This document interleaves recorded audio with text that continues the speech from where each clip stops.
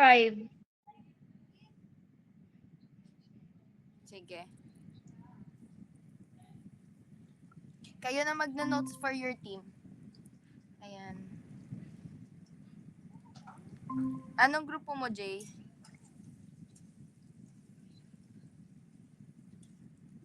Kent, anong grupo mo?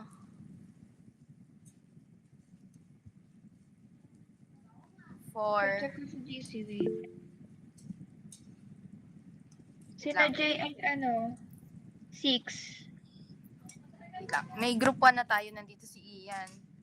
Group 2, Si Charis. si Cherish.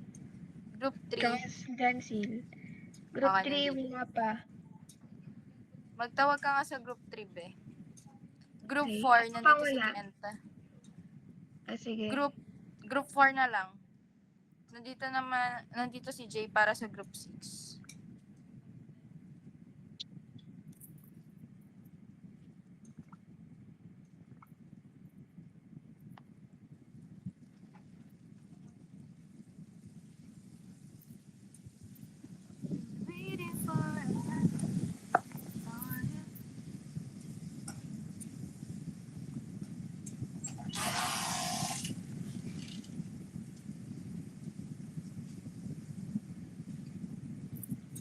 Ayan, nandito na si Blessy. Okay, Gina ba? Wait Group lang. 3 pala ang wala. Group 3 ba ang wala? Wait lang. Sino bang Oo nga. 3 ang wala. 3, oo, 3. Edit mo na lang. Lo, gagalit sa'yo si Kent. Nandyan na siya, kanina pa. Sorry po. By the way, yung mga representatives ng group dito, nahati nyo na ba yung members nyo into 3 subgroups? Kailangan lang natin ng list of names. Para mas organized tayo kapag gumawa ng experiment sa Wednesday. So kung sino man yun nandito, ihati nyo na yung sarili-sarili nyo into 4 groups. Nandito na si Angge. Ready na. Lahat na may participants. Oo.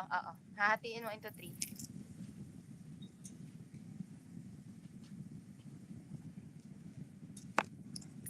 Bale, for clarification, since alam ko din na naliligaw pa yung iba dahil nakakalito yung groupings na sinet ni ma'am, ganito daw ang mangyayari.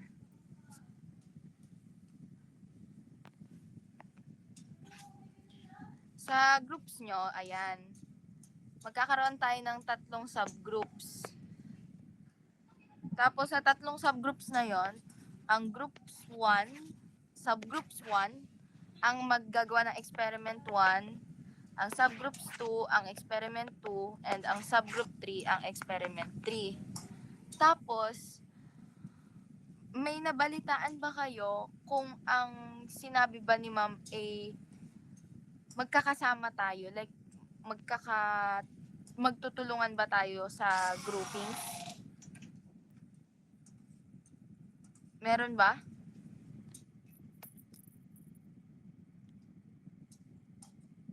Paano magtutulungan? Parang mag-merge? Like yung mga subgroup 1s, magtutulungan sila para sa experiment 1? Or hiwalay-hiwalay? Hiwa-hiwalay yun. Kasi after ng lab experiment, parang may lab report ata. Tapos ang lab report ay output na yun per group. Kaya parang hiwa-hiwalay ng experiments nun. Sige. Bali, ipag-ready na lang Sure. din natin siya ng...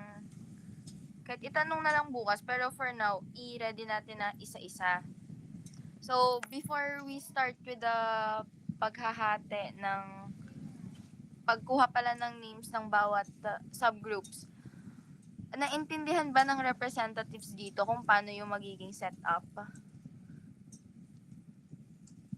React kayo kung na-gets.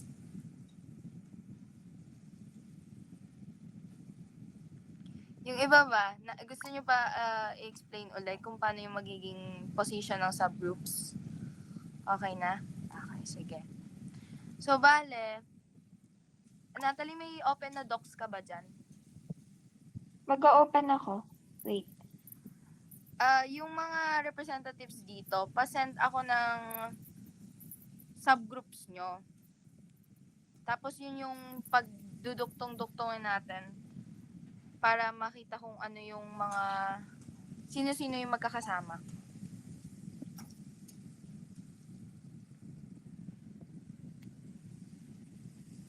Kahit sila na yung mag-input, maglagay ka lang ng format dyan.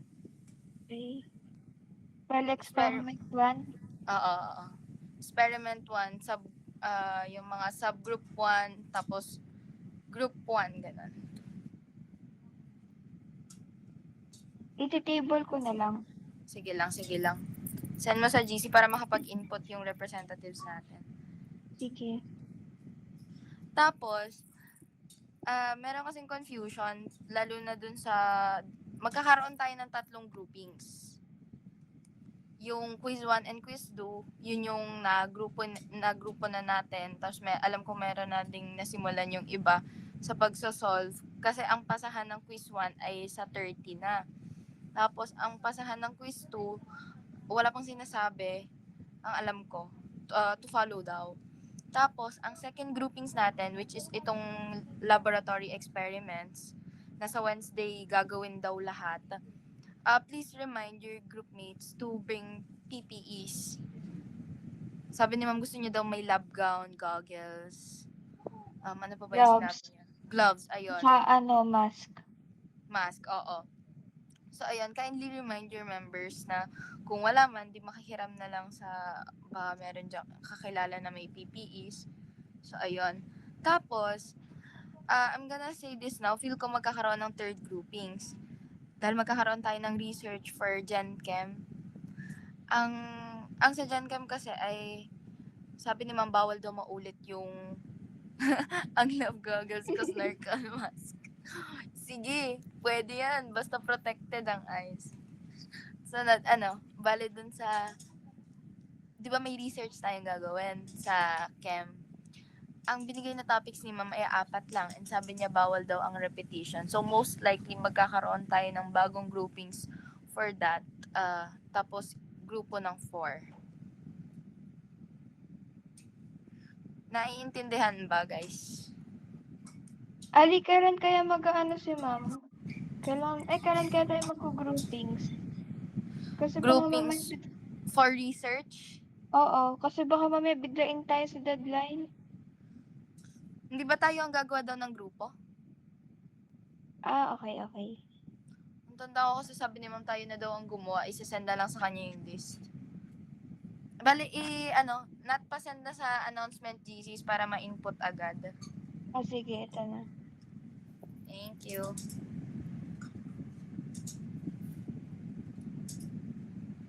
Bali, kailan tayo magko-groupings for For research, kailan ba Oo. deadline nung research natin? May sinabi ba? Parang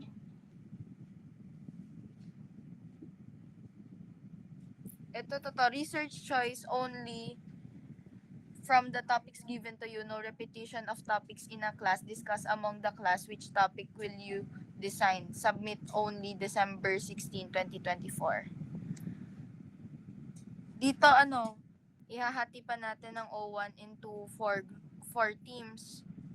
Siguro mag-spin the wheel tayo. Tapos, tawag dito, kapag naka-form na tayo ng teams, spin the wheel din natin yung mga topics para fair sa lahat. Okay ba kayo dun sa ganong setup? Yung iba ba? Ayan, sige. Spin the wheel ka grupo sa research.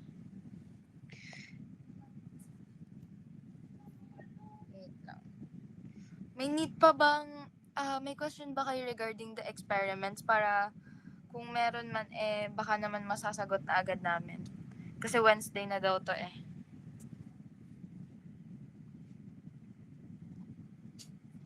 Wala na ba?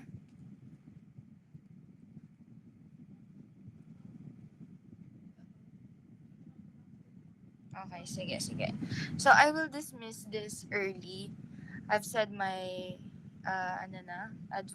tawag dito, notes, yung sa group ng, yung first group natin, which is yung quiz 1 and quiz 2, na malapit na yung deadline ng quiz 1, ayun. Tapos yung second groupings, which is yung experiments, nahahatiin sa 3 subgroups, and yung final na groupings na spin the wheel pa for research ay to follow na rin.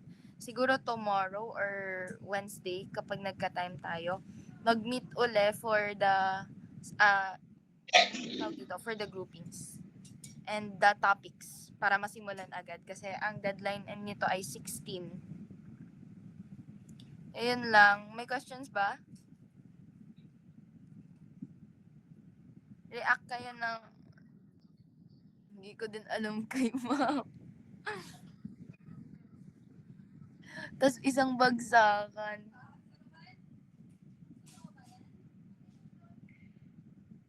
Tapos ang topic na binigay niya, our page nga, klinam lang eh. Diga lahat naman nagkaka-print lang kanina.